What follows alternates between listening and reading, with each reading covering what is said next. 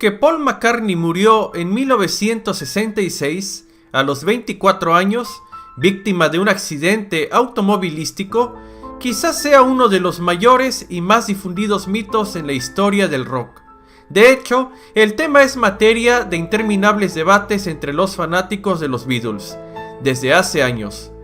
Lo cierto es que nadie ha podido comprobar nada hasta el día de hoy, cuando el periódico Excelsior de México lanzó una información que sostiene la veracidad de la leyenda, sustentada en un supuesto cable de Wikileaks. Pero antes de pasar a algunos de los argumentos macabros que dicen comprobar la veracidad de lo antes mencionado, es necesario decir que Paul está muerto, frecuentemente abreviado con las siglas PID, es una teoría que asegura que Paul McCartney, cantante, bajista y compositor de la banda británica de rock The Beatles, supuestamente habría desaparecido en circunstancias misteriosas hacia el mes de septiembre de 1966, y que fue reemplazado por alguien seleccionado desde años anteriores. El objetivo de sustituir a McCartney en la agrupación habría sido el manejar a la banda para la difusión de nuevas drogas, a través del control de masas, y para lograr lo anterior, el elegido fue un hombre llamado William Campbell. Los argumentos de la muerte de McCartney consisten en indicios hallados entre muchas de las grabaciones de los Beatles a partir del año 1967, algunas de las cuales han sido interpretadas como si hubiesen sido deliberadamente colocadas por ellos mismos u otros, de tal manera que fuesen un tipo de acertijo o rompecabezas para ser resuelto por el público. Por si te lo estás preguntando, esto se ha visto reforzado con afirmaciones de personas que alegan que, al escuchar ciertas canciones en sentido contrario, se encuentran mensajes ocultos. Aunado a esto, muchas personas han analizado los diseños gráficos de las portadas originales de sus discos a partir de 1967, los cuales esconderían ciertos mensajes que darían pie a intuir que aquella historia habría sido verídica.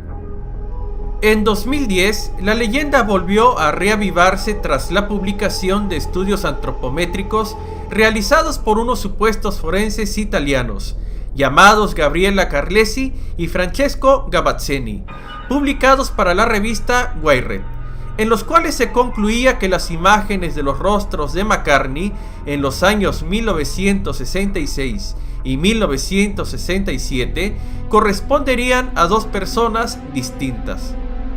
Otro dato muy interesante lo podemos encontrar hacia la década de 1970.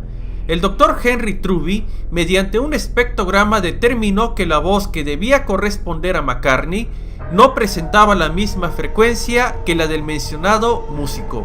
Las frecuencias vocales son el equivalente a huellas digitales.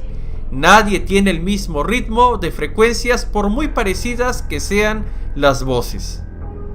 Otro argumento más actual que trata de probar que McCartney fue sustituido por otra persona se encuentra en Wikileaks, a través de un documento que menciona que Paul McCartney falleció el 9 de noviembre de 1966 y desde entonces es suplido por el bajista canadiense Billy Shears, señala el periódico Excelsior en una versión al menos insólita.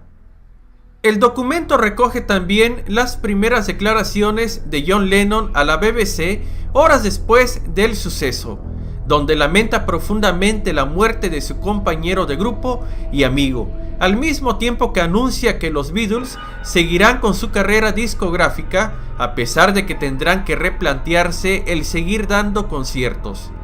Estas declaraciones fueron archivadas en la cadena por orden del manager de la banda, es decir, jamás salieron en antena. Otras pistas sugieren que el miércoles 9 de noviembre de 1966 y durante las sesiones previas al álbum que se encontraban grabando, McCartney habría salido molesto e irritado de los estudios de música tras una discusión con John Lennon y se marcharía en su automóvil, en el que sufriría el supuesto percance, en el cual saldría decapitado y calcinado tras la explosión del carro. La teoría del accidente puede tomarse solamente como una hipótesis, que cada vez se debilita más, puesto que ninguno de los Beatles se encontraba en Londres por aquella época, salvo Lennon.